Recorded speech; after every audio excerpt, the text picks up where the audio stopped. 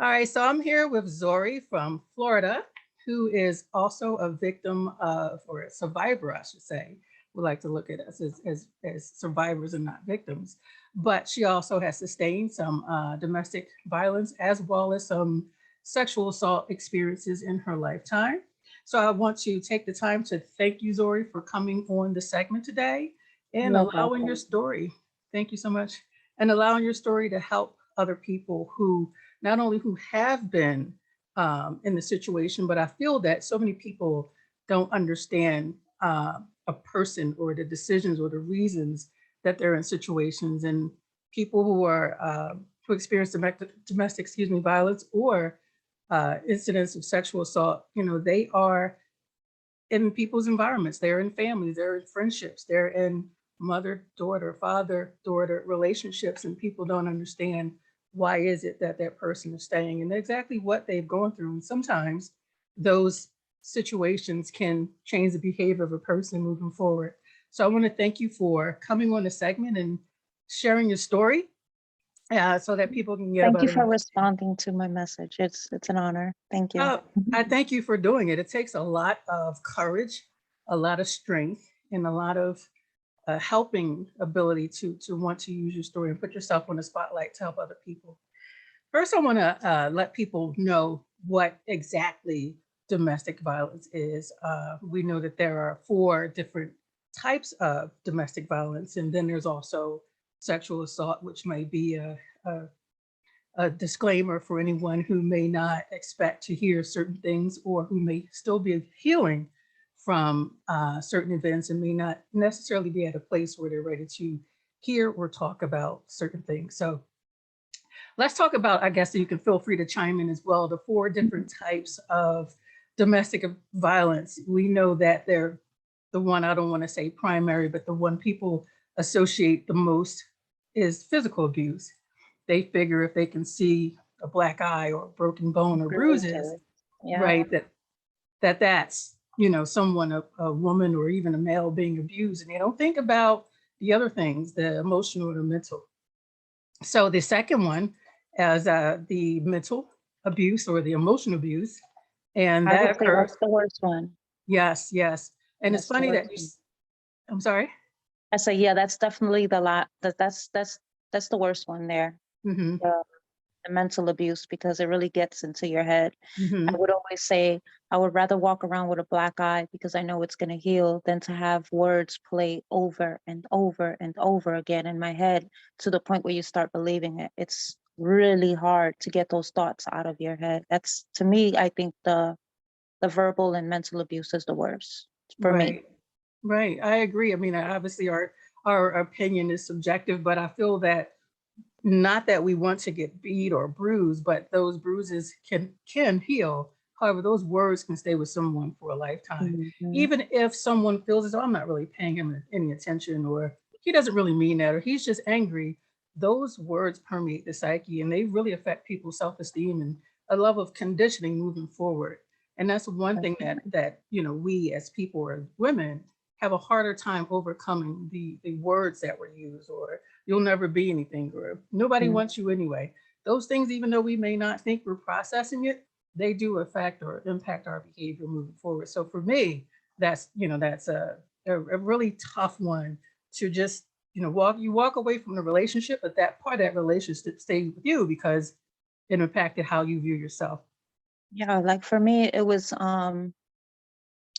when he had a daughter. He had a daughter at the time, and he was trying to get me pregnant, obviously, to get me stuck, I guess.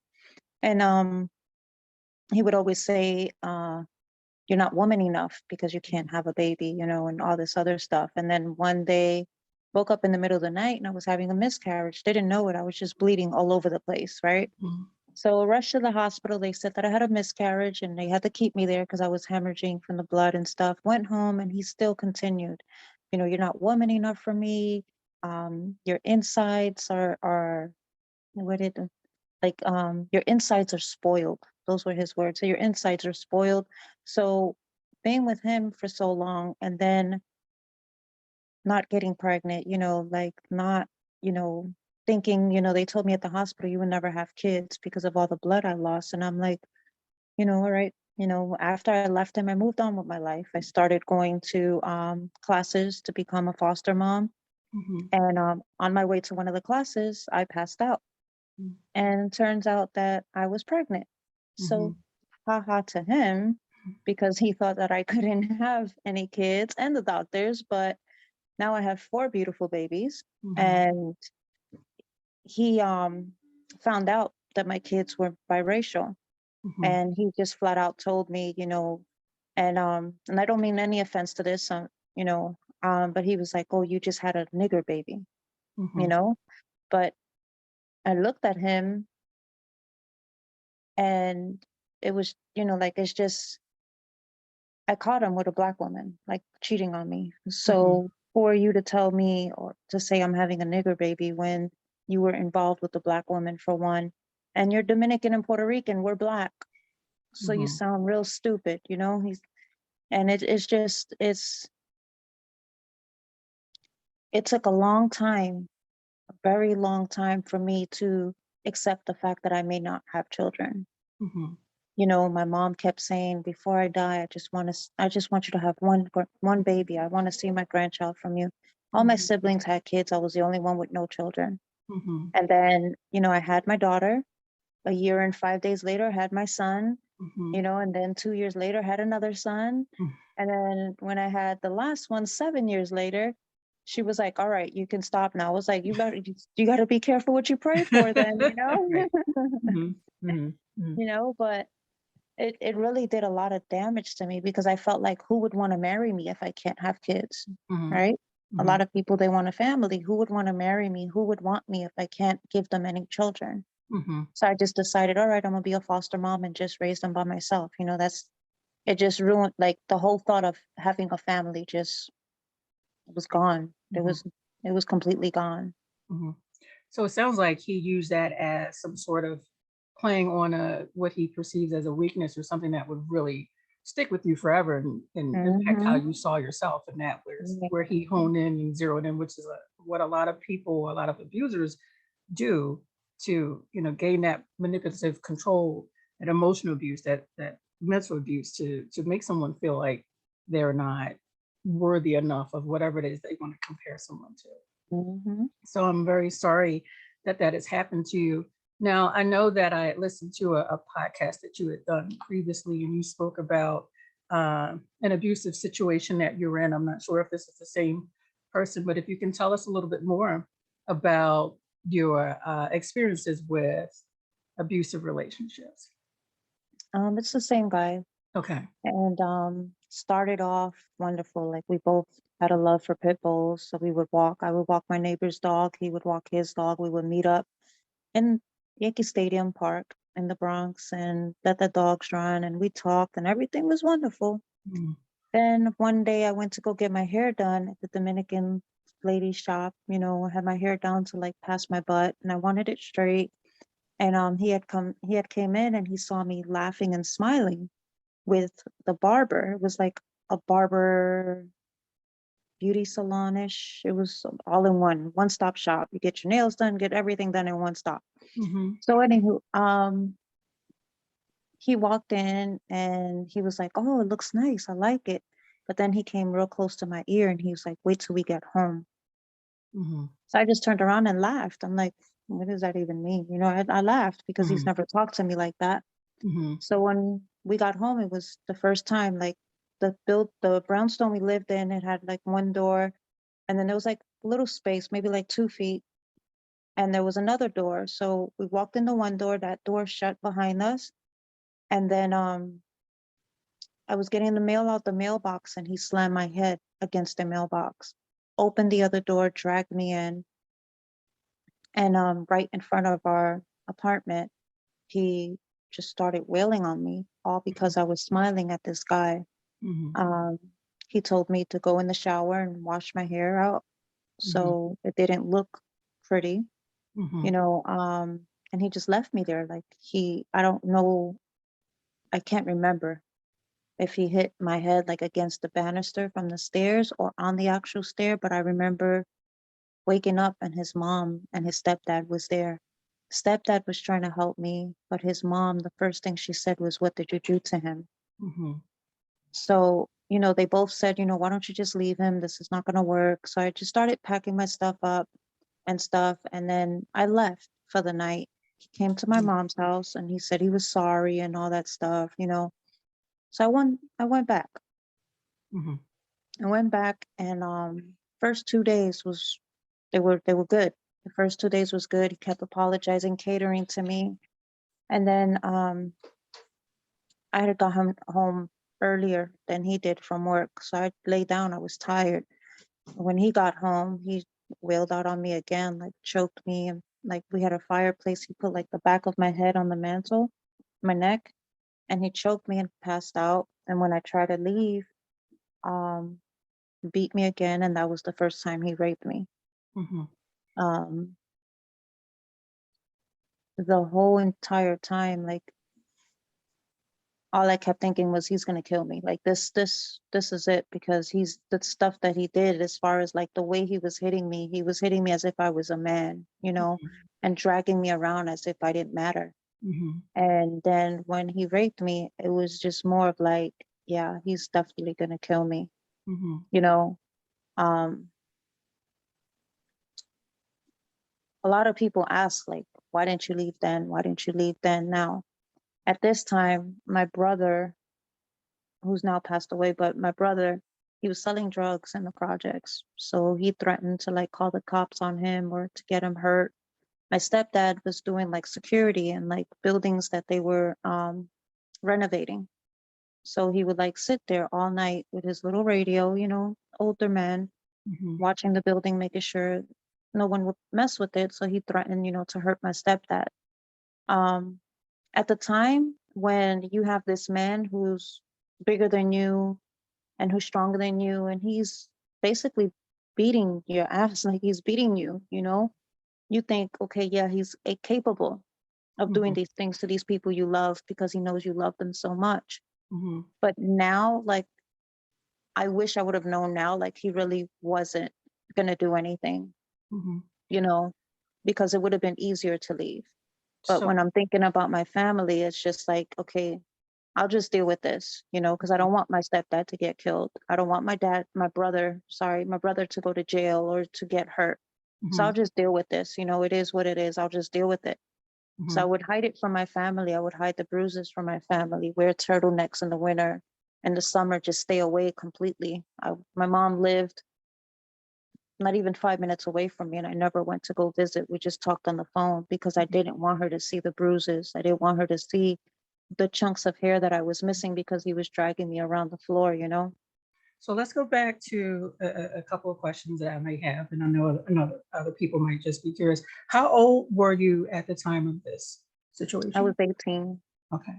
And was this someone you were already seeing, or was this the first time or first encounter that you had with this? No, we were dating. We Mhm. were dating, but okay, so my mom was the type, she would not let me go anywhere. I Mhm. mean, anywhere. And I was 18 and I decided to go to a house party. Mhm. So now I went to work, I bought a new outfit, got my nails done, everything, was ready to go to this house party. And she told me I can go, like even though I was 18, my mom, you know, she didn't play that. You had to ask permission. So she was like, yeah, you can go. So I got home, took a shower, got dressed, asked her how it looked and stuff. She's like, so where are you going? And I'm like, I'm going to the party. You said I can go, like you said I Mhm. can go. So she was like, all right, you can go, but you got to be home by 10. Now we Mhm. all know Right. house parties don't start like till midnight. I'll be starting at 10 o'clock or 11. You know? Mhm. So I went to this party, and at first, it was, by the time it was 10, people were just getting there, you Mhm. know, and it was just more and more people coming, and I was just having a good time and didn't even realize Mhm. that I had fallen asleep, woke up, it was daytime, ran up this long hill into the projects, through the basketball court and Mhm. stuff. When I got to my door, there was a whole bunch of garbage bags outside the door. So I didn't think nothing. I knocked on the door. She opened the door, let me in. And my brother looked really, really sad. So I was like, what's wrong with you? You mad because you can't go outside or something? Mm-hmm. And she looked at me. She said, no, what's wrong with you walking into my house at this time? Right. Right. So I'm like, Ma, like, I'm 18. Like, I work. I help you with the bills. I'm finished with school. Like, I'm sorry, I fell asleep. She was like, oh, that's nice. So wherever you fell asleep, your stuff is outside. Just make sure you take it there. Mm-hmm. So I was upset. So I was like, I don't care. I don't need to be here. I'm grown, blah, blah, blah, blah. Wound up moving in with him. Mm-hmm. Now, Now, is this before? Sorry. Is this before or after the situation that you moved in with this particular person? this was way before. This was Okay. before. Like, he was still sweet. Okay. He was, yeah, he was still sweet, Mhm. and he was still, Being charming, the yeah, charming phase, yeah. sweeping you off your Mhm, feet and being that hero, mhm. He whatever would, they think you need yeah. to. He You're would. right. He worked in a deli, so he would bring me like Cuban sandwiches, and my favorite. So he was still, we were still good. We were still having good times. Loved spending time with him. Mhm. But the moving in with him and the fact that he knew I needed him, I think that was another thing too. He Mhm. knew that I wouldn't go anywhere else. Mhm. Mhm. One of the other things that I didn't get a chance to talk about, and I'm not saying that this was part of your situation, but is also financial abuse. And that is where people use financial means, gifts or bills or whatever to control their partner, and especially making it more difficult for them to leave. And again, I'm not saying that's your situation, but a lot of times people who are in those situations don't realize that, financial abuse is a form of domestic violence. They may have grown up seeing people do that. Some people have manipulative personalities, but they may Mm-hmm. not even realize that, oh, I didn't really, this is abuse. This is domestic violence. I thought it was just, hey, this is what I'm going to do to control your response. And actually it's a domestic violence. I just wanted to point that out before you He move did it. forward. He did it, but he Okay. controlled my money. Mhm. Like when we moved to Florida, um, I had gotten a job with me. I was working at Forever 21, Mhm. and I became manager really quick, and I got him a job with me, and we got paid every 2 weeks. And I would never forget that first paycheck was $14 Mhm. because he had to pay child support. Mhm. So he was like, oh, I can't keep working, for them to take. I said, no, that's your daughter. That's your obligation. So just do it. I got the bills. We were living like in a little studio loft. It was Mhm. at that time, it was like $375 Mhm. a month, plus utilities and cable and that junk. But Mhm. no, it was 425. Sorry. So I told him, don't worry about it. Just keep working and let them take the money for the baby.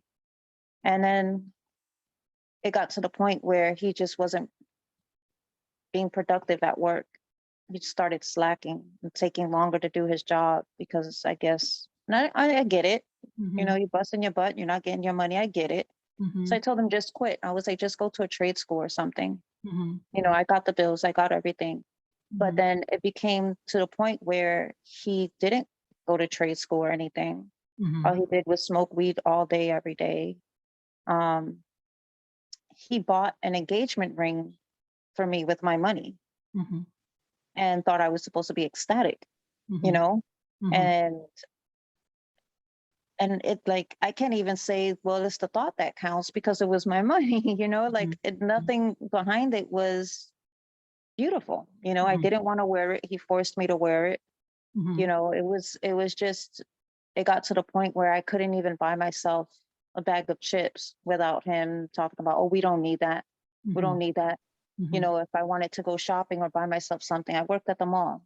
I worked at Mhm. Forever 21. Of course, I'm going to want to go shopping. Mhm. And he would just be like, what you want to look good for? We don't need that. We don't need that. But he was spending hundreds a day on weed just so he can lay back and eat Mhm. all day and smoke. Mhm. It was just mainly like, okay, you can work to for me, but whatever you want, there's no way that you're gonna have it type of thing. Mhm. Mhm. So, if you could go back a bit to the actual abuse situation, how long have were you guys in like your typical relationship where there was no abuse involved? How long before he actually became abusive? Probably about a year and a half into it. Mhm. So if you, in your own words, if you can walk us through, I guess this process. You're 18, you met this person, you became friends, you dated, you moved in together, and at some point everything changed, or he changed, or the abuse came into the relationship. Um, you had mentioned that there was the incident where the mother, I guess you were unconscious, was it? And Yeah. and at some point when you awakened or came to, the mother was involved, or the mother was there, but she Mm-hmm. didn't. Was she present? Now, mind you, I just want people to realize that we're not asking names or no, Yeah. those sorts of things. We don't do that on my on my segments. But how did it make you feel knowing that a mother who's also a female, who knew what happened but really didn't help, or didn't stop anything that had happened? um, I felt like she knew more than what I knew, that it wasn't his first time. I wasn't the first one. Hmm. I felt like she was protecting him because that's her baby. He was the youngest. So I Hmm. felt like she was definitely protecting him. Hmm. Um, because the only thing she kept saying was just go, we don't want no problems, just go. Because Hmm. she knew that there was a possibility he would go to jail. Hmm. She knew. Hmm. But in reality, I didn't want those issues. I just wanted to go. I just wanted to leave. I had no intention in going back up until he came to the house and, did the phony crocodile tears and all that other stuff. Hmm. I had no intentions in going back because my mom went through it, with my dad. I Hmm. watched my sister go through it, Hmm. and I was just like, nah, no, I'm not gonna do this. The famous line, It I will would never never, be right. I would never. So Um, tell me a little bit about, you grew up seeing abuse in the household. It sounds like from what you're saying. with my mom, it's more of stories, but more than one person in the family said the stories, and all the stories, they all went together. It was just bits and pieces from my aunt, cousins, brother, sister, But I did see my sister go through it. Hmm. There was one time I saw my brother chase the mother of his child down the stairs, and hit her. Um, Hmm. and it was just secretive, Hmm. But now as an adult, I know what was going on in my family. As an adult, I can say a lot of women in my family has gone through it, and a lot of men in my family have been on the abusing side.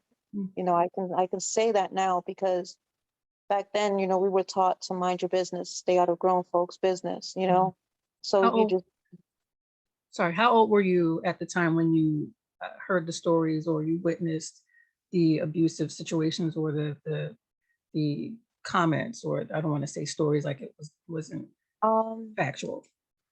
I would say about 9, 10 years old, Okay. Okay. about 9 or 10. It Mhm. was right before my stepdad came into my life. He came into my life when I was 10, so about 9, 8 or 9. Mhm. Mhm.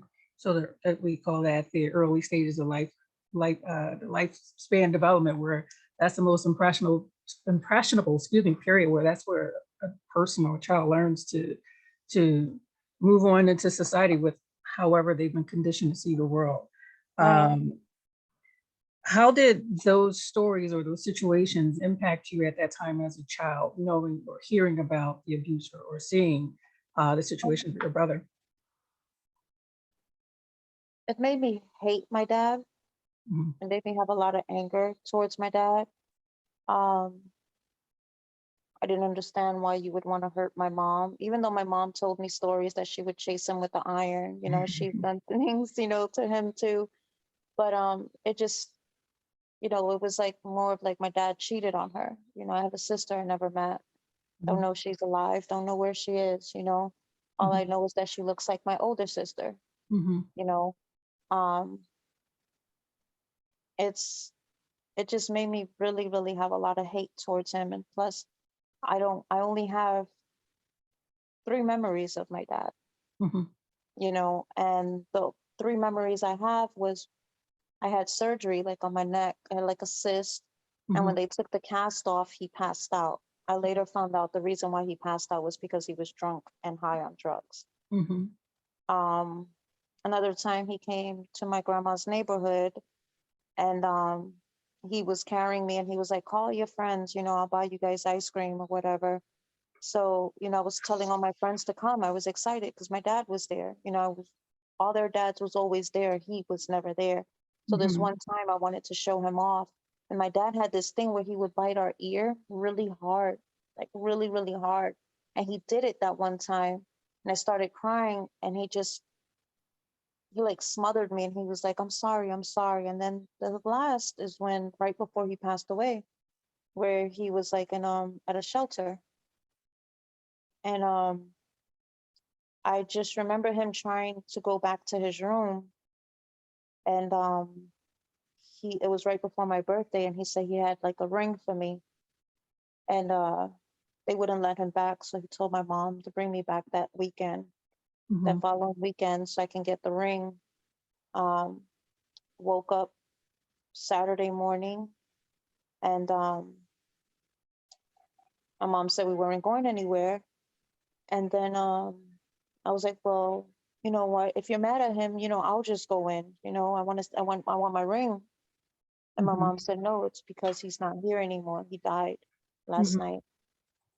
So they started preparing and stuff for his funeral and stuff. And that's the only memories I have of him. Mm-hmm. You know, Fast forward to me being an adult now, I later find out after my mom passed away that the reason why my dad cheated, the reason why my dad was never around, it wasn't because he didn't want to be around me. It was just because of the way my mom would treat him, Mm-hmm. you know? And it brought a lot of peace to know that I wasn't the reason, or my siblings weren't the reason that he wasn't around. He just wasn't around because he didn't want to deal with her, which is understandable because she's not easy. I tell my stepdad all the time, I love him so much for dealing with her all these years. She Mm-hmm. wasn't an easy person to deal with. And I later found out that that was the reason why he did all those things. It So was just a toxic relationship, I guess. mhm.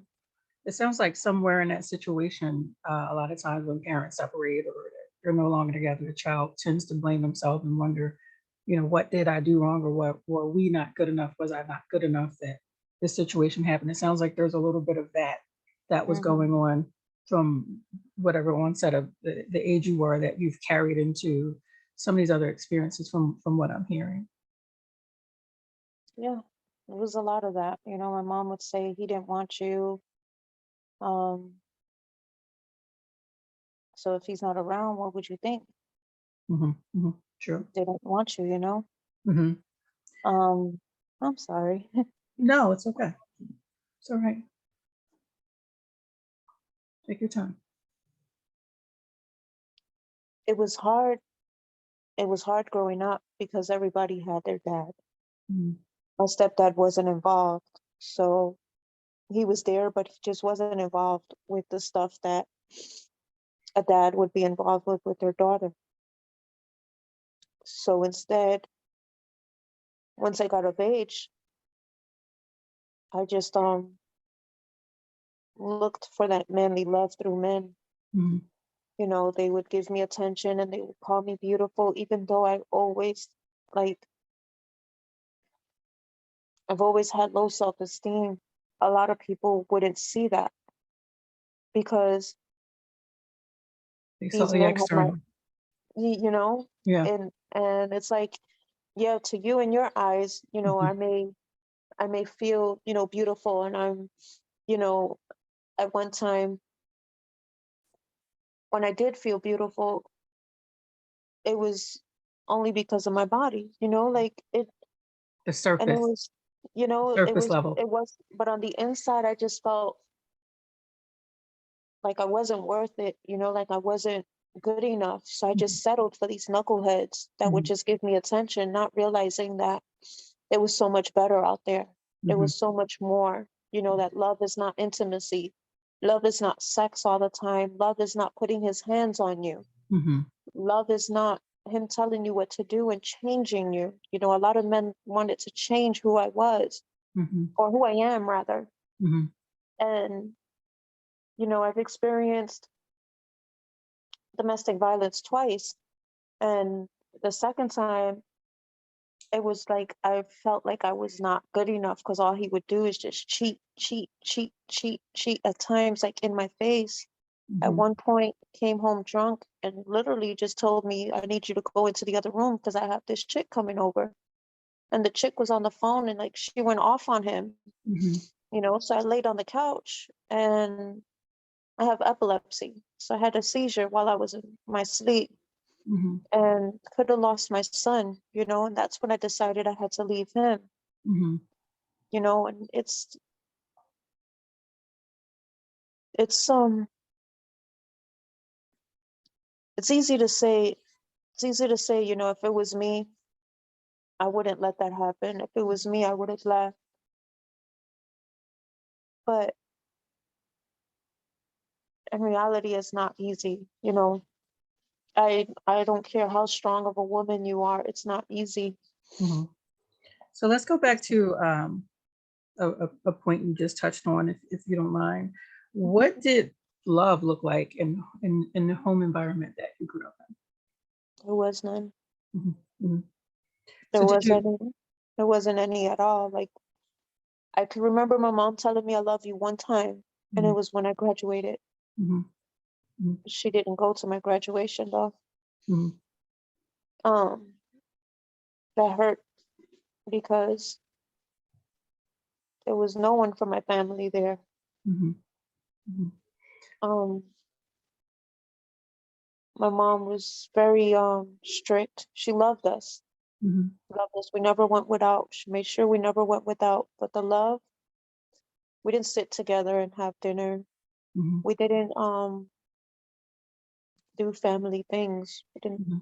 It Mhm. just wasn't us. We didn't, say the good mornings, and the kisses and have a good day. Mm-mm. It was Mhm. more of like hurry up and eat and get out.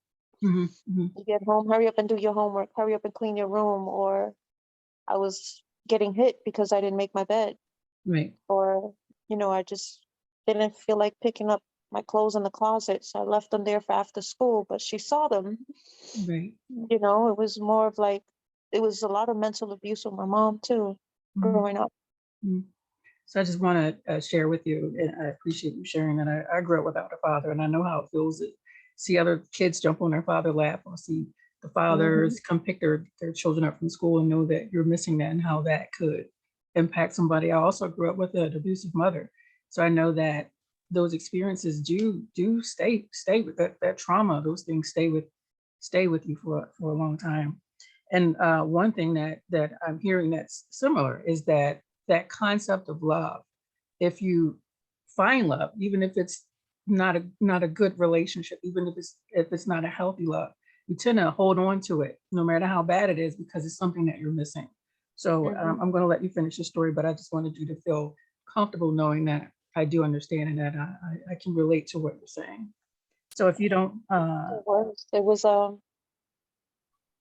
at one time I was in a relationship with a married man, mhm, and he lived a double life, and I had no clue that he mhm, was still married.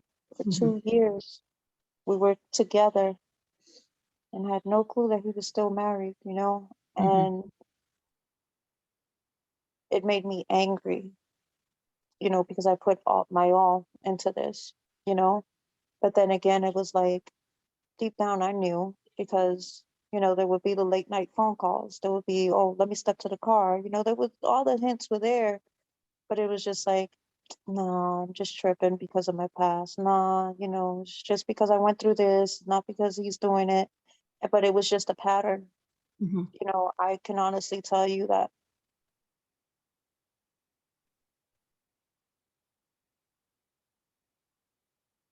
every man I've been with has cheated on me. mhm, mhm, And I did everything my mom taught me, just make sure you keep yourself looking good and make sure that you do your job as a woman, whatever mhm. that meant. Right. 'Cause I did everything, cooking, cleaning, even went to their house and cleaned, did their Mhm, laundry, mhm, and it was just never enough. They would still cheat. mhm, I would always say, I know I'm not the most beautiful person in the world, but I do know that I'm a good woman. mhm, And it was just a lot of things that I accepted because I mhm, didn't want to be alone.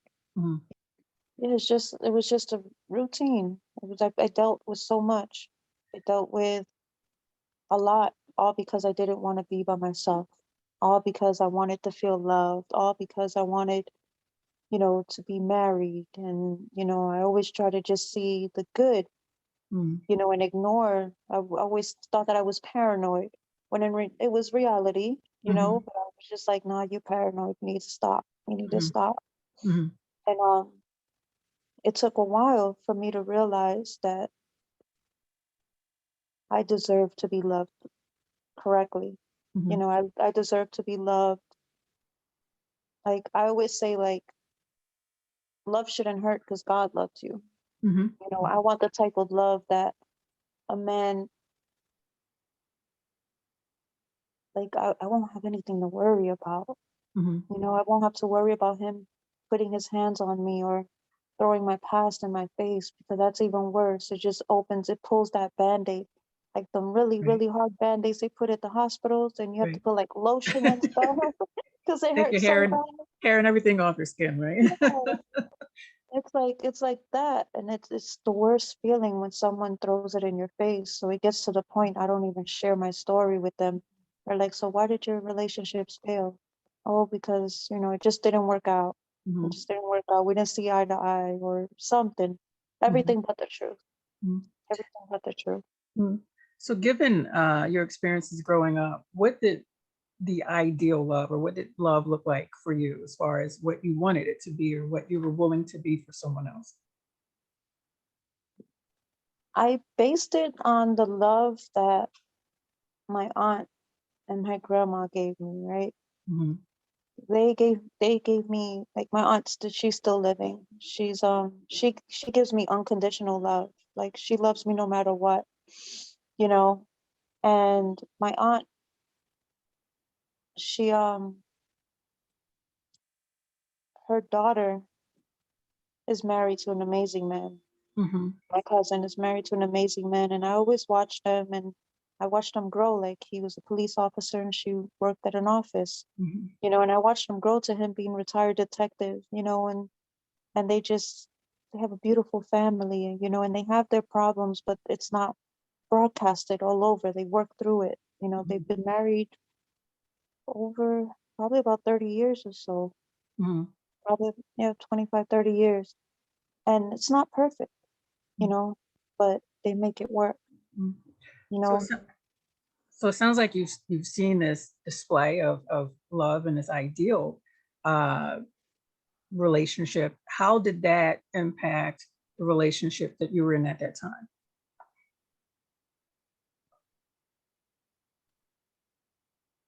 Did you feel like you were going to love this person because you hadn't had love and maybe you would I be knew I love? didn't. I knew I didn't love him. Okay. Yeah, I knew I didn't, because it got to the point that he was just like disgusting. Like, he Mhm, was just nasty. Looking at him, mhm, his scent, um, his voice just made me so upset. His touch, when he touched me, I felt like it was just like nasty snake skin or something. It was just nasty, right. nothing about, even when we were at that nice stage, you Mhm, know, I've never told him I loved him. mhm. Um,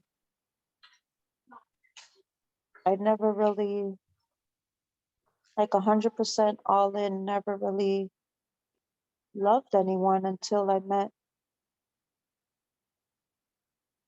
The the person, person I'm with now, yeah. Mhm, mhm. my person. Um, so did love at any point feel like protection for you, or that it should be a matter of protection? Or did you feel like love was devoid of that for you? No, I felt like love was, like, it was a part of protection, Mhm, and it's not so much of like physical protection. It's just more of like protecting my heart, mhm, protecting protecting me from reliving my past. mhm. Like, my person is the only man that I've told my story to, besides anyone else who's listened to like the podcast and who's gonna listen to your segment. But Mhm, he's the only person that I've ever really told everything, like just straight out, like no holds barred. I didn't leave anything back. Mm-hmm. And not once has he, thrown it in my face. I Mm-hmm. have told people that, that I was in an abusive relationship, and I can have a mouth on me. I'm not gonna say I'm perfect or anything. I can have a little mouth on me, like a little Chihuahua pit bull mix or something, but I can have that in me. And there's been times where guys would tell me, "Oh, now I know why you got your ass whooped. Now I Yeah, know I've been told why that this." before, as if that makes Now it I know. okay, or as if Right, you may not have even said anything at the time, but they'll associate certain characteristics of maybe one situational isolate or things they might feel is in your personality and use that to justify what's happened. It's like, no, that's really not how it happened. I didn't say anything at all. I wasn't even talking to them. I wasn't even looking that direction. But people exactly, associate little pieces of things and try to justify as if it makes it okay, which it doesn't. exactly. Mhm, mhm. Because quiet women, they do get abused as well. So Yeah, so I just hold it in. Like I hold it in, I hold it in, and then when I can't take anymore, it's just like, "Ah," right, and right. then it's like, whoa, okay, now I'm crazy. Then I Mhm, become crazy. That's when, oh, you're crazy, you tripping, you need to let go your past. That's another favorite. You need to mhm. let go your past. Can't let go my past when you're reminding me every 5 minutes of it. Right. So You know. that reactive abuse is what that is, and that's when a person Hmm. starts to lash out because they've held it in for so long that it's boiled up and they cannot contain it anymore. Right. So, going back to what you mentioned about the relationship, do you mind explaining to people so that people can understand why did you stay in that particular relationship? And I'm not asking that to judge. I already know these things for my own, but I want people to get a better understanding of why it is that women stay in situations that other people feel they would not have ever been I was scared. in. I really thought this man was gonna kill me. Hmm. Hmm. I really, the look in his eyes, like when he would choke me, like if you ever leave me, I'll kill you. I Hmm. believed him. I believed him. There was times that he would choke me till I passed out. Hmm. He would hurt my dog. Hmm. He would like pick up the dog and body slam my dog and treat my dog like garbage. If Hmm. you're able to hurt animals, you're able to hurt anyone. Hmm. That's anyone. You're hurting an animal that did nothing to you. All he's doing is just laying there, Hmm. and you're capable of hurting anyone at this point. Hmm. I really thought he was gonna kill me. Hmm. Honestly, thought he was gonna kill me. Hmm. So there are also sometimes women, and I'm not saying it's your situation at all, who are fearful to leave because they develop this, call it similar to Stockholm syndrome. They feel that if they leave, that person won't be okay as well. Did you ever feel like if you left, that this person would be worse, or was it just a fear for yourself and your I It was just for myself and my family. Afterwards, after I left, and I was going through that stage where I would just be watching TV and my mind will drift off and I'll start thinking about different situations that occurred. I would family? always worry about whoever came after me, Hmm. whoever he met after me. Like, how can I save her? Hmm. How can I reach out and let her know that she needs to run, Hmm. you know, without me having to look him up on Facebook because I didn't want to see his face again, Hmm. without me having to reach out to his nieces or anything. Um, I just somehow, some way wanted to protect whoever came into his life after me. Hmm. You know,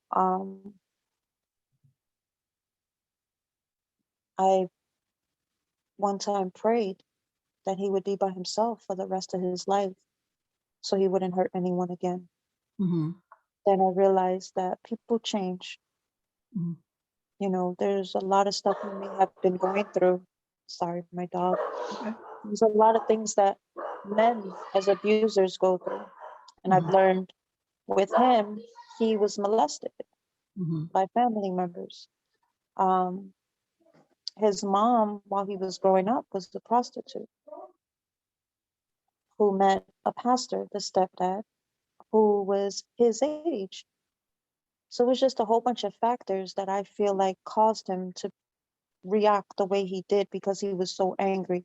Mhm. Not that I'm making up excuses for him because there's no excuse, but Mhm. basically just learning more and more about the abuses, narcissistic men, and learning more, listening to other women's stories. A lot of times the abusers they've gone through a lot of things that they've never let go. They're fighting their own demons. The Mhm. only way to let it go is by feeling superior, Mhm. and a So lot of true. times they've it's something that they're embarrassed to speak of, Mhm. because what man wants to admit that he was molested by another man, or that another man made him do something at a teenage no man wants to admit that. Mhm. Mhm. The same way we don't want to admit that we've been raped Mhm. or that we've been, violated. Mhm. So it just took a lot of understanding of why he was or is, the way he was or is. Um, Mhm. I just had to do a lot of, it took a while for me to forgive him, Mhm. and once I forgave him, it was just like, okay, you know, it made me who I am today. Mhm. It made me stronger. I'm able to help other women. I'm able to tell my story, whether they want to hear it or not. Mhm. I'm always there to talk to someone. Mhm. Even with men, with men, like if I made the mistake one time in getting into someone's business, they were arguing and he slapped her. Mhm. And I pushed him and I'm like, what are you doing? Like whatever's going on, like it's not worth it. And he was like, I'll slap you too. And I was like, go ahead if it's gonna make you feel better. Mhm. And he slapped me. He slapped me, but I stood up to him. As much as my face was burning, I stood up to him. And I was like, it's not our fault that you went through whatever you went through so you can take it out on women. If it's gonna Mhm. make you feel good to beat on us, then fine. Fine, but I'm not gonna let you beat on her the way you're doing. Like that's not happening. And she was like, no, it's fine. And I looked at her, I said, it's not fine. Mhm. It's not fine. So he's making you think that it's fine, but it's not fine. So, Mhm. but I've meddled enough. I'm gonna mind my business. You'll leave when you're ready, the same way I left when I was ready. Mhm. And she just looked at me and he was like, get in the car, get in the car. And I just watched him. And then like probably like 5 minutes later, he was like kissing and hugging her and she was crying and stuff. And they drove off. But I already know what that means. I know what the kisses and the hugs after you get slapped mean. Mhm. The Just calm down. apology, the yeah. Calm down for now, baby. Don't worry until Yeah, yeah, next yeah. time. Till That's all that till means. it happens That's all again. that means. And then there's another excuse. So that brings up, I guess, the resounding question that people have who weren't in an abusive situation. And that's, why do you feel that people stay in this situation? Why do you feel like people stay in the abusive relationship? In your own words. Fear of being alone, Mhm. the fear of being alone, the fear of not being enough Mhm. for the next man that comes into their life. A Mhm. lot of times, I'm going to speak on myself. A lot of times you don't think you're good enough because Mhm. you don't think a man wants to deal with a broken woman. Right. You know, most men want a woman who already has her stuff together. Mhm. That's doing well, that's successful because they want, their ride or die. Mhm. And you can have all that and be broken, and none of the things that he wants is going to mean anything because he Right. doesn't want to put that energy Right. into fixing you and being your band-aid. Mhm. They don't want to put that time in. So for me, it was just fear of being alone. I Mhm. didn't want to be alone. I didn't want the next man to think any less of me because of what I allowed or what I went through, because then that gives him the green light to treat me that way too. Mhm. So it was just mainly like a lot of women, we don't want to be alone. I mean, who does? We don't want to be alone. At some point, we feel like we're not enough. We're not sexy enough. Mhm. So we would rather deal with the man, the whoever our abusers. We'd rather deal with him than to start all over again. Mhm. that goes to that saying, the enemy you know is better than the enemy that you don't know. And a lot Yes, of ma'am. times women feel like, even though this is an ideal relationship, I know this person. And there's Yes, the negative self-esteem or negative self-concept keeps them in that situation instead of doing whatever they can do to be in another relationship, even if that means being alone.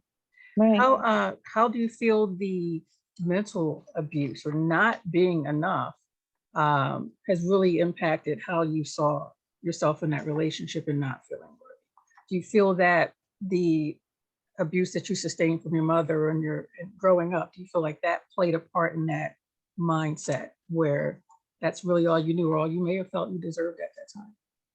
No, that's all I knew. Mhm, That's pretty much all I knew. Like I said, the only time I got truly felt love was my grandma and my mhm, aunt. mhm, That was when I felt loved, like true love, like the warmness, mhm. and my person, Yeah. definitely all warm inside. And, it's just, you can tell just by looking like that person loves you. That Mhm, person wants the best for you, mhm. you know. Um, So we'll. the mental abuse, that's really what really did it for me. Mhm, Really did it for me. mhm. To So this do you day, I still struggle with some. Right. Do you mind if I ask you a couple of deeper questions based upon the video that you provided? That's a podcast that she's done with I'm not sure if he was a friend of yours, but I know he has his own Yeah. channel and Mhm. podcast. So, and this is just me, me and my own experiences. They may be similar, they may be total opposite. But if you could think deeper into what happened, was there a point where these situations changed your view of men and how you saw men in relationships or men in just interacting with them as a woman? I'm going to be 100% honest. I Mhm. don't even look towards Latino men. I will never ever date a Latino man. I don't have respect for Latino men. Um, I just don't respect Latino men because of the situation I've been through. Both of the men that I dealt with domestic violence were Latino. Mhm. And I have friends, cousins and stuff that I do respect. But for the most part, for me, mm, I could never, I don't care how good he looks. I don't care if how much money he has. I don't care honestly how well he treats me. I just can't do it. I can never deal with another Latino man. And a lot of Latino men say, "Oh, you're racist towards your own kind." No, I guess if that's what the way you want to call it, but I can't. I can never. I just can't do it. Do you feel that it's changed your view of men in general? Not talking about your relationship. If we can separate him from the equation just for a second, do you feel that it Um, changed any of your prior lifestyle choices or how you interacted with men after that situation? I lost respect for men. Treated them with no respect. I would tell them what they wanted to hear. Basically, reverse the roles. Hmm. Reverse the roles. And I was always on guard. Like he's not gonna get me. I'll get him before he gets me. Like he's not gonna make me look stupid. He's gonna look stupid before me. Hmm. Just thinking childish. Thinking childish. Um, It's a normal response to yeah. any sort of trauma. What you've been. I would see someone getting too close, and I would do my best to just like completely cut them off with no explanation, no nothing, knowing that it hurts because it's been done to me, but I didn't care. Mm-hmm. I didn't care how I made anyone feel. Hmm. Now, if you don't mind, and you can always say you don't want me to talk about this, but I know it was on the podcast. You mentioned a period of becoming a dominatrix, right? Now, would you Yes. would you say I'm not here to judge? Would you say would you say that that experience allowed you to switch the power dynamic? Now you're in control. Now it's all on your terms, Definitely. and in some Definitely. way, it may have felt somewhat pleasing to be able Thank you. to Definitely. Um, it was pleasing mm, because I was in control. They had no say so, and made a lot of money doing it, mhm, and that was during the stage I had no respect for men. mhm, There was these successful men, and I would lock them in cages and embarrass them by walking around the mall with diapers and balloons. Like, mm, like I treated them like garbage, mhm, but at the same time, I ruined homes, I guess you can say, because these were men paying really good money to be treated like this. But then I had wives calling me. mhm, Um, I had one time somebody's son called me, mhm, but when it got to that was because I started getting greedy with money. mhm, So I started setting up these guys, and they would get drunk and high and stuff. And I would like, oh, well, I need more money. I need more money. I need more money. Go to the ATM. Of course, the cameras show both me and him. So I'm not taking from him per se, mhm, and he's like, all right, just get the money. And I would take out as much as I could from all his cards, to the point where instead of 1,500, I was taking like 5,000. Like, what is he gonna tell his wife? Yeah, this girl mhm, that I was with all night took my mhm, money. mhm, But then eventually my conscience started kicking in. I mhm, started feeling bad, and I wasn't able to really punish them per se, mhm, and treat them like garbage, because my conscience was kicking in. I was like, what man would want to marry someone that treats men like this? What man would want to be with me? They're gonna think I'm having sex with these dudes when I'm not. mhm, I'm legit treating them like garbage. I would make them drive an hour just to bring me McDonald's. mhm, You know, I but that's what they wanted. That's what I got paid for. mhm, And it felt amazing. I'm not gonna even lie to you, Karen. It felt amazing mhm, because I was in control. mhm. And a lot of times, I'm not gonna lie, I took out my anger on my abusers on them, Right. and it felt amazing. Mhm, But then it got to the point where it just didn't feel right anymore mhm, mhm, at all. It didn't feel right at all. mhm. So you can see the connection between the, the abuse that you had suffered, and now, now it's like, okay, things are on my term now. Now I'm not getting played. I'm going Mhm. to do this to someone else. I Mhm, was kind of seeing this guy. It's nothing serious, but whenever we would spend time together, we would drink and we would smoke together, and every little thing about him would annoy me. So I would like slap him. I would grab him by his throat, and I would treat him like I was treated. mhm, And then one day I told him, I gotta let you go, because if I don't, I'm gonna wind up in jail. And he didn't understand until one time we were celebrating my birthday on the beach, and he we were gonna make a toast, and I said, I don't want that one. I want the red one.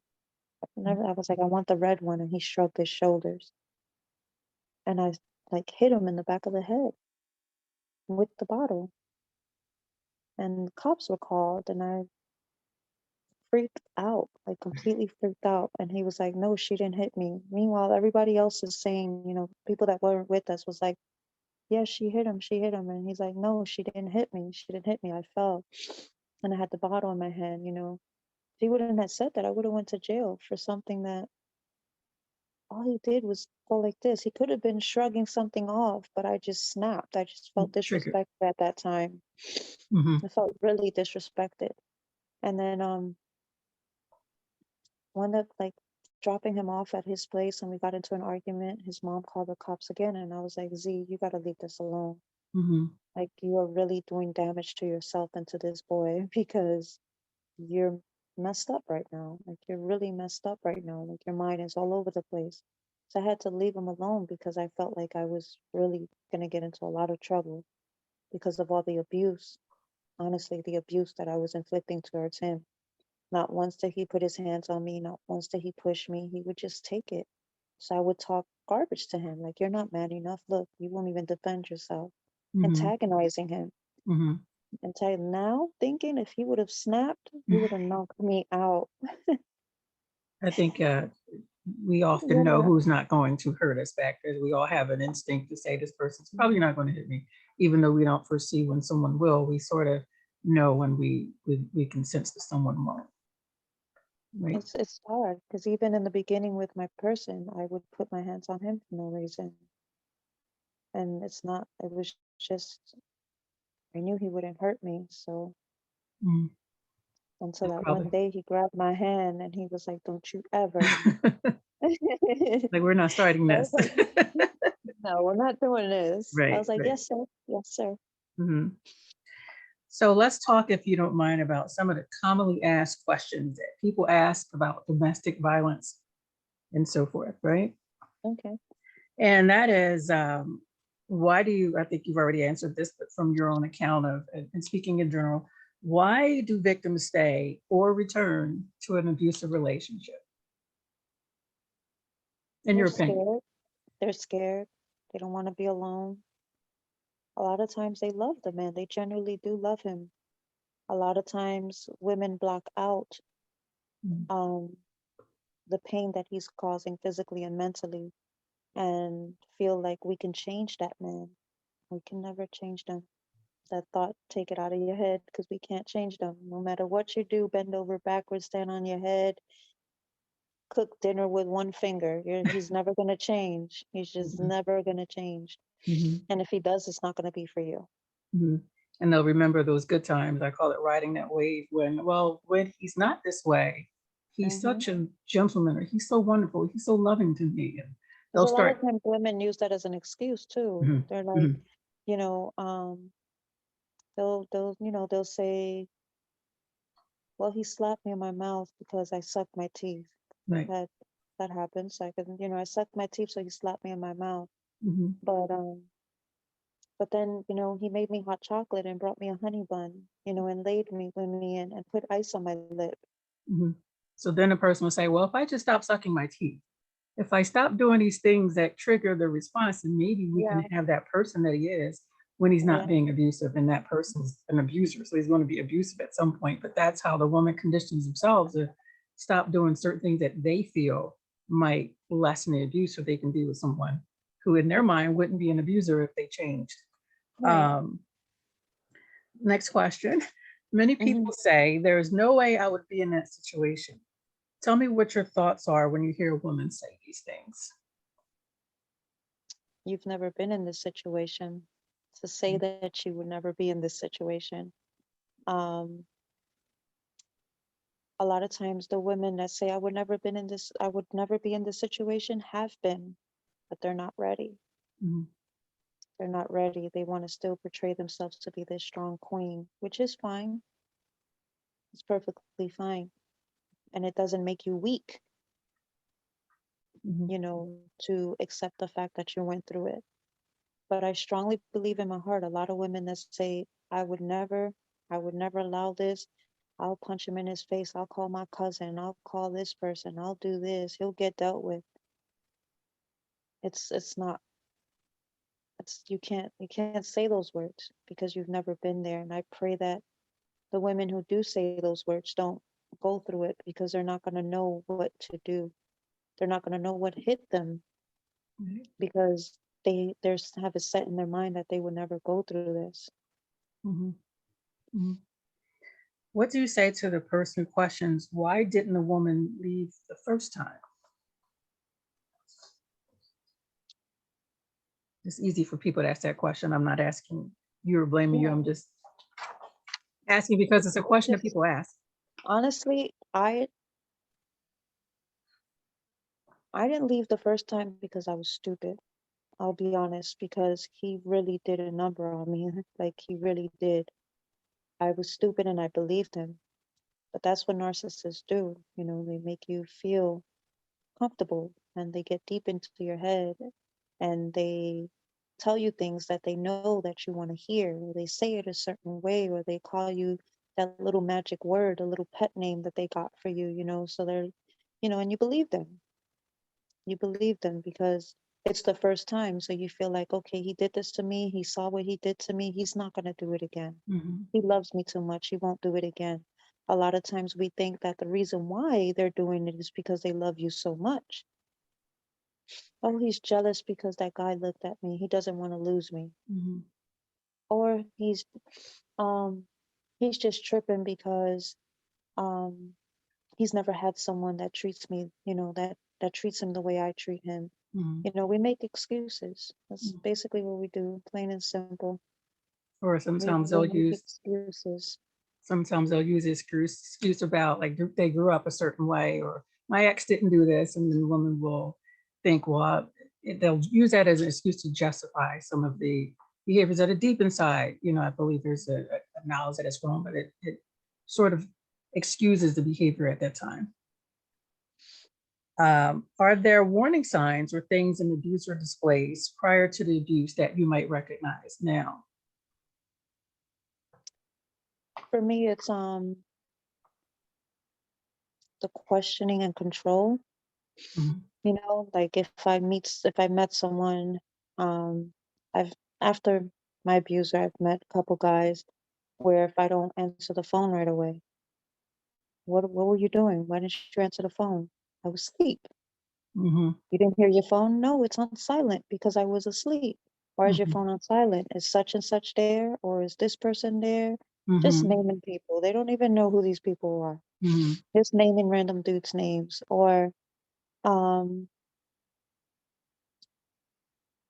when they say you belong to me, the tone Right. when a man says you belong to me is a whole different world than a man who loves you and says you belong to me. Mhm. Because there have been times that they said you belong to me, and these dudes honestly thought that we were married for 20 years, and they took that and ran with it. Mhm. And that was scary too, because these guys in their head really do believe that you're not going to leave because you belong to them. Mhm. It's just looking for the way they talk. I like to ask questions on if they have children. How's their relationship with the mom Mhm. of the children? How's your relationship with your mom? Because if you don't love your mama, you ain't gonna love no woman in this world. Right. Right. I've been with men that their moms were, crackheads and not there, but they love their mama, and Mhm. they've never, um, treated any woman wrong. I've known, not been with, known guys who that their mom just wasn't there, but yet they still love their mom. They still do for their mom. They still make sure that their mom is straight. Then I've Mhm. been with some dudes that are like, oh, my mom is a bitch. And I'm like, yeah, no, we're not doing that. Like, you'll No. be calling me that soon Yeah. once this So love bombing phase is over. the same with the mother of their children. I get the relationships fall apart. I have two, I hate this word, baby daddies. Yeah. But if you can call, and I hate the mother of your child a bitch, a hoe, oh, she ain't shit, she don't do shit, but yet you have so much time for me and you don't ever say you're with your kids, yet, while complaining that you have to pay child support, and you're calling a woman that gave birth to your child, who's with your child more than you would ever be with your child, you're Mhm. disrespecting her, then that's two main questions I ask. Or Mhm. what happened in your last relationship? Mhm. Like what happened there? And they're always like, oh, it just didn't work out, or the infamous, she was just crazy. Mhm. To later find out he's the crazy one, you Mhm. know? That's always a red flag when I hear the ex was crazy. I'm like, uh-oh. Yeah. I want to know their side of the story, or what Yeah. drove her crazy. Because something Right. happened. The craziest person, Right. like something, Something yeah. brought it out. So going back just for a second to the point you made about questioning what time people get home, or why didn't you answer the phone? It's very significant, I think, for people to understand that if you didn't have that attention, if you didn't have that love, if you didn't have those sorts of interactions with someone growing up, that can be considered cute. Like, oh, he's so worried about me, or Mhm. he's worried about what time I got home. So it would be dismissed as, oh, he cares, or look, he doesn't want me to date somebody else. So and I know I've been there many, many moons ago, where I would have overlooked that, like, nobody cares because I didn't grow up with those sorts of things. So you don't realize that that's a sign of things to come. But I want people to understand, people have sisters or friends or family or even a father who doesn't understand how or why his daughter is with someone who's this way, that's really what's going on in her mind. And it's not that she's looking at it the way, a healthy person looks at it. They're looking at it totally, totally different. So one thing that we touched on earlier that I wanted to ask again, for the sake of the Q&A portion, is, in your experience, how has financial hardships affected the level of abuse that a woman might typically sustain? We just came out of we're still sort of in a pandemic period, but I know that the shutdowns, was a higher level for not only domestic violence, but also child abuse. Do you mind sharing your opinion on how a change in finances, financial hardships, or losing a job impacts the level of domestic violence for people in a relationship? Well, for me, like during this pandemic, I was blessed that I didn't lose my job or anything. And during the time that I was with my abuser, I was the one taking care of him. But the second one, he was the one primarily, um, he wanted a housewife. I wasn't allowed to work. Mm-hmm. So when I left him, it was just like, okay, how am I going to do this? How am I going to do that? I now have 4 kids and I moved back into my mom's house. It was just like starting all over again was even harder because I had a newborn. I left him when I was 7 months pregnant. So it was even harder, starting over. And it was, even though we weren't together, he still had control over my mind. He's really good with words. He still had control over my mind. So I was still um, dealing with him per se, as far as like allowing him to dictate what I would do and where I would go, to the point where there was a time where I would tell him I was at the grocery store, and he would say, "But send me a picture." Mm. I'm laying down with the kids. Send me a picture. Or And send he me a would, selfie yeah, to try to and cover up that they really want some evidence of where you are. right, right, Mm-hmm. and it's like at first I was like, you know what? So he can shut up. Let me just do it. Let me just Right. do it. And I'm like, dude, you're not even with him anymore. Mm-hmm. Why are you doing this? Share your location. Why? I don't know where you are. We're not even together. I didn't even know where you were when we were together. Like, and it got really bad. It got really toxic to the point where I couldn't even be his friend, Mm-hmm. for the sake of my son, because he was still trying to control me. Mm-hmm. And then but now I can say we're cordial, Mm-hmm. for my son, we're cordial. Um he's changed for the most part. He lives his life, I live mine. I don't get into his business, he don't get into mine. Mm-hmm. But it's not easy being in a domestic violence relationship and going on your own as a single mom. Mm-hmm. Even if you have a good job, Mm-hmm. even if you have money saved, it's not easy because you're going from 2 to 1 income, or no income, to living with your friends and family, and Mm-hmm. starting all over again with your kids, pulling your kids away, and it's hard, but it's doable. It's Mm-hmm. doable. It's definitely doable. Mm-hmm. I've started over plenty, plenty, plenty, plenty times, and it's doable.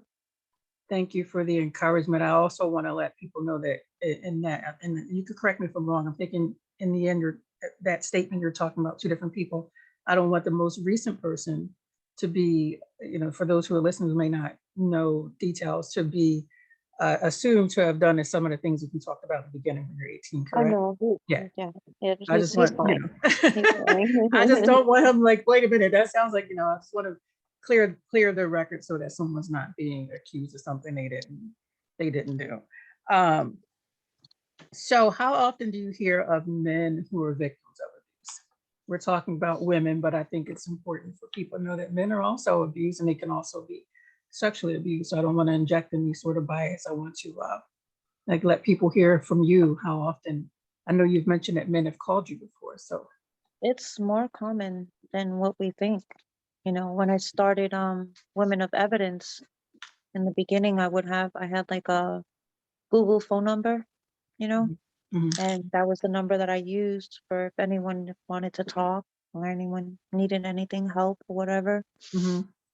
And one time a man called and he was just like, you know, you don't know me, so this is gonna be kind of weird, but I'm just tired of her putting her hands on me, Mhm. you know. And the one thing that breaks my heart is when a grown man cries because they really put their emotions into it. Like Mhm. we have that ugly cry when we put in our emotions into it, but the men, like it just breaks me.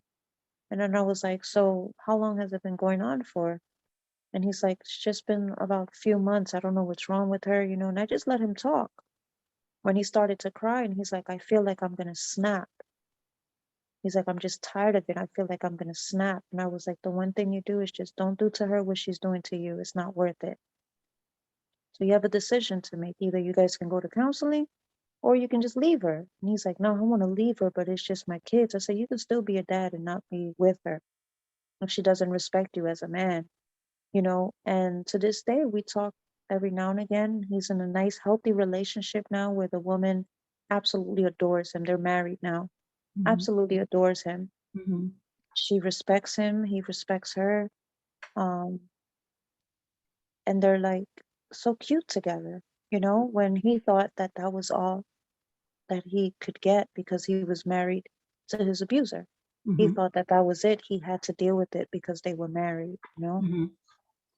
And that love concept, right? You stay no Yeah, matter what. You love is yeah. protection. Love never Through leaves. Love, sickness and health and all that good stuff. right? And he felt like, no, I have to deal with this, so I have to work it out because she's my wife. But in reality, wife, boyfriend, girlfriend, just dating a friend, even your family, there's doesn't give anyone Right. the right to do it at all. Mhm. So, what message would you like to share for women who are still in their abusive relationship and they don't really see any way out? Or they may want to leave, but they feel stuck. It's all within time. Once you accept the fact that it's not right, once you accept the fact that it's not right, once you accept the fact that he doesn't love you, once you accept the fact that you can do it, Mhm. it makes it a little bit easier. You just more of like accepting first, you know. My cousin told me years ago, you can never change anything you don't acknowledge. So acknowledging the fact that you're in a messed up situation that's not, it's normal but not normal. You know, it's common, but it's Mhm. not normal. It's not how relationships should be. Mhm. Once you acknowledge that, and once you acknowledge your worth, and you're ready to love yourself again, it's so much easier. You know, I myself, and for anyone that's listening, you can always reach out to me. I've joined many groups. No, that's how we met. I've Mhm. joined a lot of groups where um, there's a lot of support, you Mhm. know, and surprisingly, women aren't catty anymore. We're building each other up finally. We're finally building each other up. Mhm. You know, it doesn't have to be your friend, it doesn't have to be your family, a complete stranger. I've helped strangers more than I've helped friends and family. I've built relationships and sister bonds with strangers that I've never even seen in the flesh. We just video chat and talk on the phone, and Mhm. we're there for each other. Because even though it's been 18 years for me, I still, to this day, at times can smell this cheap cologne. You know, I can still, um, I can probably see someone that maybe resembles him, Mhm. you know, but I'm in control. Mhm. I'm in control now. So if I see someone that looks at it like him, I'm like, I'm tripping. Mhm. You know, if I smell that cheap cologne, then I just rub my nose, you know, like Mhm. it's just, I'm in control now. There's no way that I'm going to let him stay in control of my mind and in Mhm. control of my life.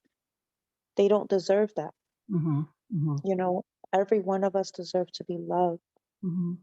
and we deserve to be treated as the queens that we are. We don't deserve to be treated as peasants or any less than what we are. We're queens and we deserve to be treated as such. But at the same time, we need to treat our men like kings and respect them and give them the respect that they need as well. You know, a lot of us women are too independent and too strong to give men that because they think that they don't have feelings, but these men have feelings. Mhm. You know, they go through stuff just as we do. They just don't feel manly. You know, they're like, well, I'm not going to talk about that because that's soft. That's soft. But in reality, it's not. I love when men talk about what they've gone through, especially when it's like a heartbreak. You know, not that it's like a good thing, but the fact that they're opening up Yeah. and telling you that they hurt, Mhm. that's an amazing thing. Mhm. It's an amazing thing. Mhm. So how have you gotten to a place of healing and suggesting what someone else can do who's been in your situation or similar on their path to healing and recovery? It's been God the whole time. It's been God the whole entire time. Mm-hmm. I've always believed in God my whole life, you know, Mm-hmm. but I wasn't taught correctly. You know, I was taught when it rains it's because I did something bad and Jesus was crying, you know. Mm-hmm. We didn't go to church or anything, but once I got to know God and praying and talking with him, he's the one that got me through all of it to think with a clear mind, you know. Not everyone feels like having a conversation with God. He's actually going to move. And you're right, he won't move. He's going to move when he wants to move. We Mm-hmm. can't make him move. But he moved in my life in ways that I felt like literally overnight, Mm-hmm. like my life changed. You know, Women of Evidence was thrown on my lap Mm-hmm. New Year's Eve. Like it was literally just thrown on my lap. I was driving, like riding in the car, and a song came on, and I was like, I'm gonna do this. I have to, you know, this is something that I want to do. And there's a lot of times that life takes over, and I'm like, yeah, I'm not gonna do this. Like I just got too much stuff going on. I can't handle my stuff plus listening to everyone else and trying to help someone else. I can't do it. I can't do it. But Mm-hmm. I'm always drawn back.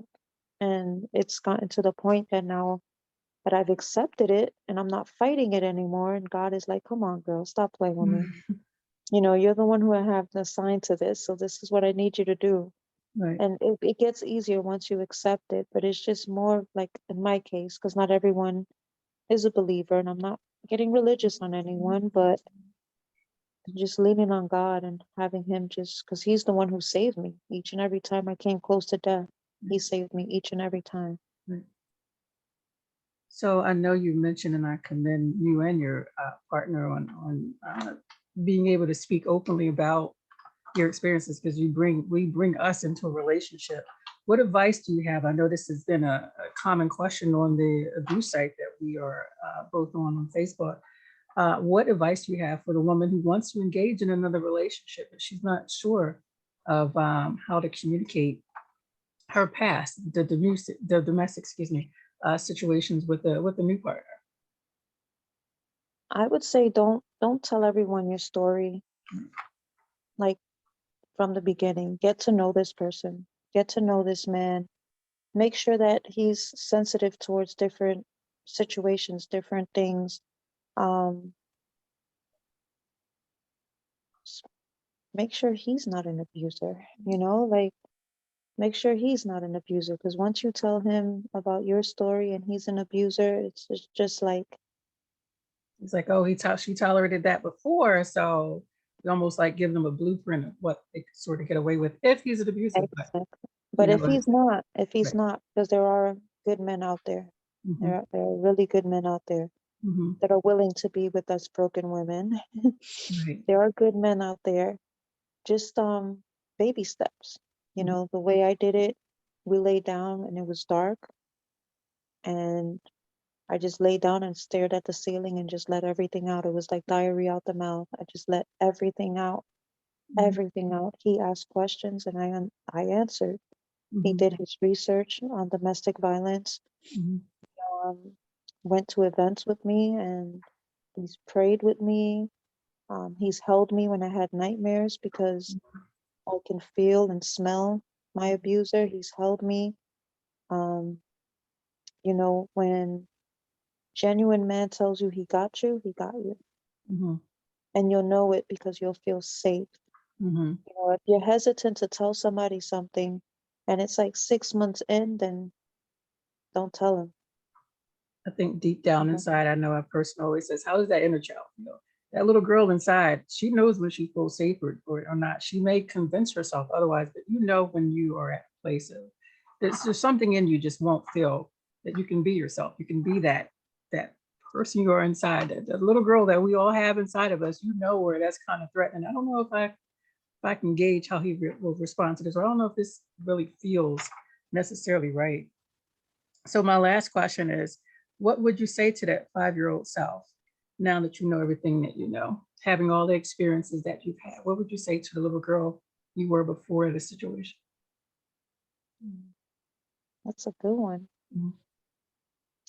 I would tell myself, you are beautiful, you're worth it.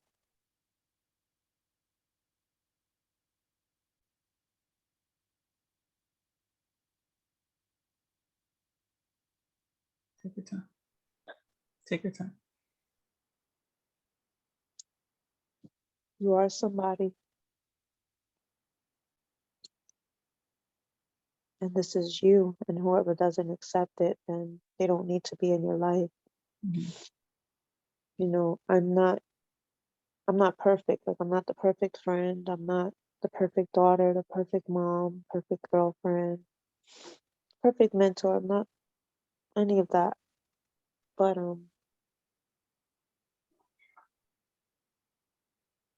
if I would have known then what I know now, Mhm. I would have loved myself a whole lot more. Yes.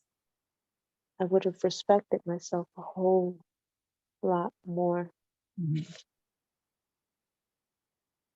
I would have listened to my mom and maybe not come home the next morning, but come home maybe at midnight. Um,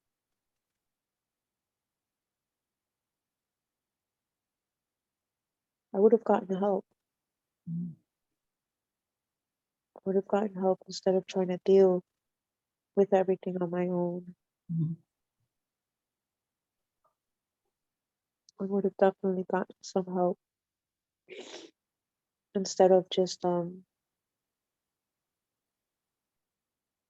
letting the cycle repeat itself over and over and over again. Mhm.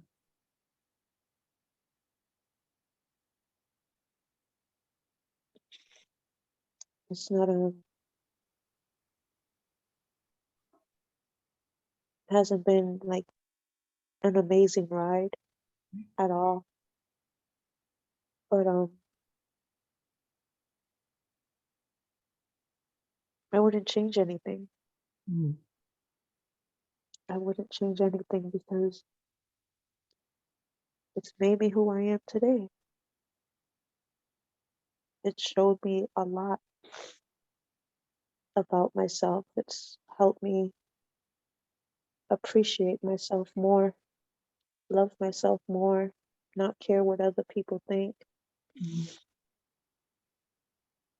It's helped me live for me and my children.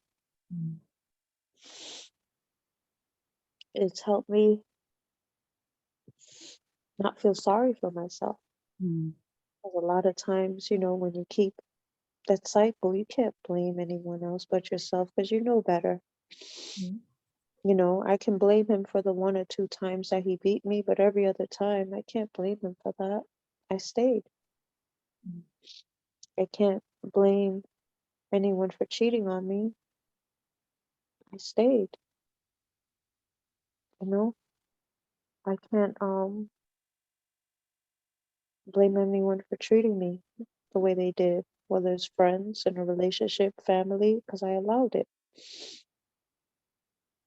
Now that I don't allow those things, there's a lot of people who don't talk to me anymore.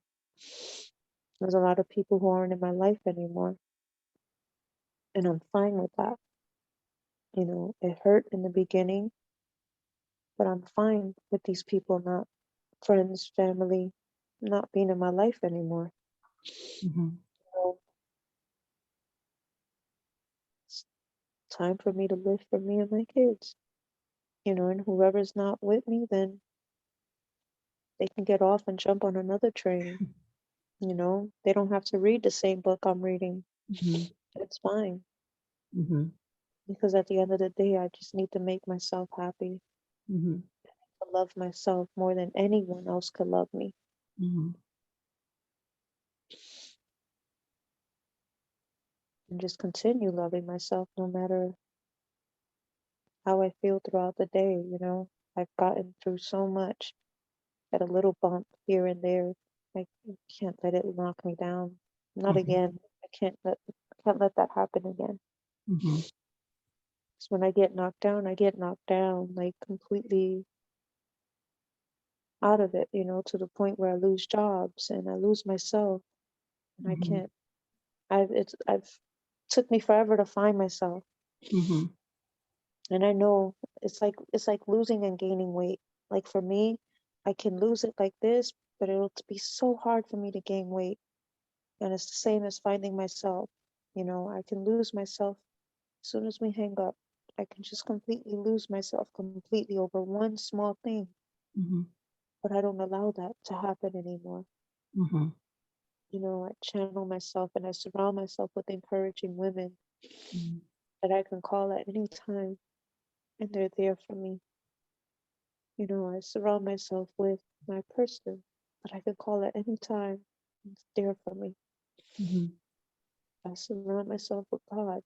You Mhm. know, I used to use my closet as a prayer closet. Now Mhm. it's the shower. And we'll have conversations and conversations and conversations. And the one thing that I've always done is when things don't go my way, I turn my back on God. Yeah. I won't do that anymore. Mhm. He's the one that pulls me right back out of it. Mhm. It's not, I can't sit here and say that the thoughts of your abuser, whether it was family or someone you was in a relationship with, I can't sit here and say that those feelings are gonna go away Mhm. because they're not. You're just gonna learn new ways to hide it. You're gonna Mhm. learn new ways to just bury them. Mhm. And my way currently now is just pretty much not even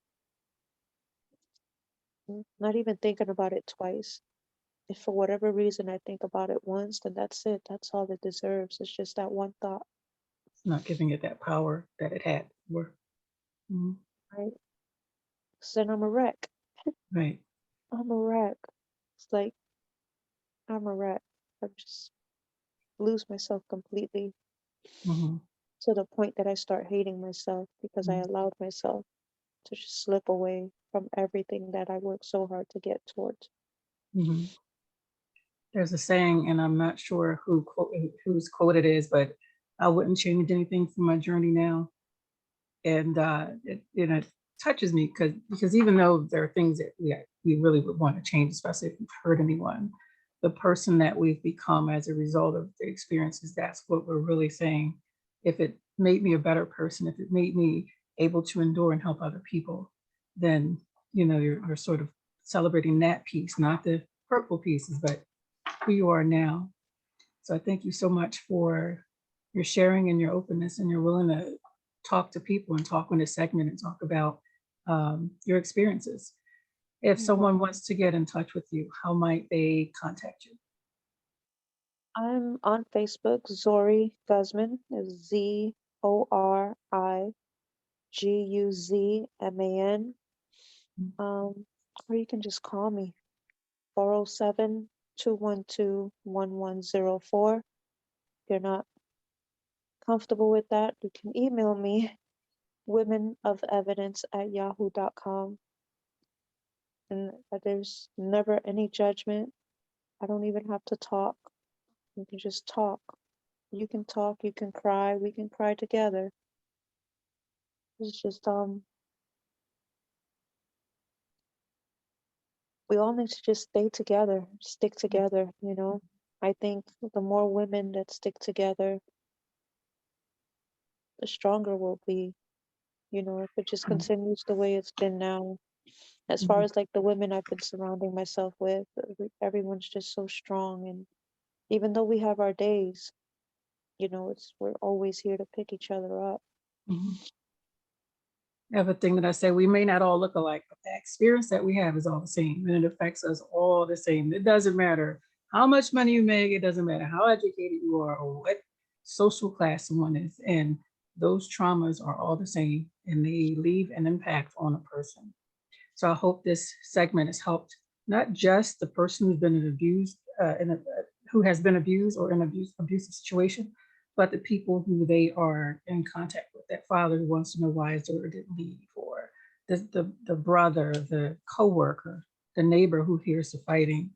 You know, it affects other people. So hopefully we've given some insight into the mindset of the survivor, of the person who has been the victim of abuse. And I thank you so much, Zori, for your time and sharing your Thank you story. for having me.